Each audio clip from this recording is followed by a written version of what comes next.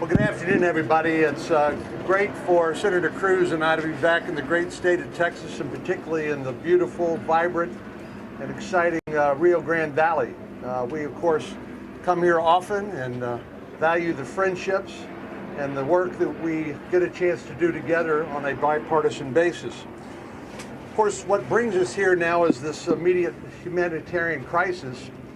The Border Patrol and Health and Human Services, all the government officials tell us they are doing the best they can, but they're being overwhelmed by sheer numbers. And the smugglers and the cartels are doing this on purpose because they know getting paid by the head for as many people as they can get into the country, covering Border Patrol up with children to take care of, taking them off the front line presents an opportunity for them to smuggle drugs, methamphetamine, heroin, and fentanyl into the United States.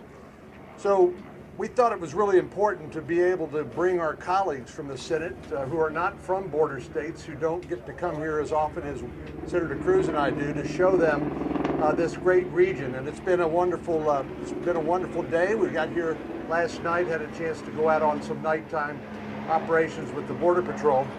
But it's great to welcome them. But here's the bottom line. The Border Patrol and Health and Human Services and the non-governmental organizations that are struggling to deal with this flood of humanity tell us they cannot get ahead of this flood of humanity without policy changes in Washington, D.C. The smugglers, the drug runners, they understand our laws and they know how to exploit them to their benefit. So ending catch and release, making sure people with legitimate claims get to present them to an immigration judge, I think should be a priority. And then perhaps we can begin to look at other parts of our broken immigration system. But I'm very proud of the fact that we had such an enthusiastic turnout among all these great colleagues in the United States Senate. I'm glad they're here. I think you'll hear from them. They had a great educational experience. Let me turn it over to my colleague and friend, Senator Cruz. Thank you, John. It is great to be back in the Rio Grande Valley. It is terrific that John and I were able to bring 18 senators down to Texas, down to the valley, to see firsthand the crisis that is unfolding. All of us today witnessed the Biden cages. What is occurring here on the border is heartbreaking, and it is a tragedy. You know, as we stand by the banks of the Rio Grande, we have an army of TV cameras here. It is striking that not a single one of these cameras is allowed in the Donna facility. We requested that media accompany us in the facility. The Biden administration said no. The Trump administration had allowed media inside facilities like that. The Obama administration had allowed media inside facilities like that. The George W. Bush administration had. The Bill Clinton administration had. But the Biden administration wants to hide what is going on here.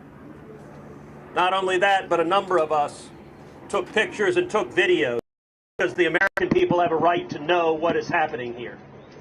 And the Biden administration sent down political handlers to try to keep silent, to try to keep the American people not knowing what's going on. The Donna facility is a giant tent city built with a capacity of 250. It has nearly 4,000 people in it. We saw cages after cages after cages of little girls, of little boys, lying side by side, touching each other, covered with reflective emergency blankets. There was no 6-foot space, there was no 3-foot space, there wasn't a 3-inch space between the children lined up one after the other after the other. And children as young as infants, we saw playpens with infants and toddlers playing. We also saw a group of children who just today tested positive for COVID-19. The Donna facility alone reports roughly 10% of the individuals being held there are testing positive for COVID-19. Rates dramatically higher than the U.S. population, and the Biden administration is taking people who are testing positive for COVID-19 and locking them in cages side by side. This is inhumane, it is wrong, and it is the direct consequence of policy decisions by the Biden administration to stop building the wall, to return to catch and release, and to end the stay in Mexico policy. A number of us are releasing those photographs and releasing those videos so the American people can see what's happening here. This needs to stop. It is a crisis, it is a tragedy, and it is a man-made crisis. This was avoidable, this was preventable. And regardless of your party, Republican or Democrat, you should look at what's going on here and say enough is enough, this must stop. Johnson.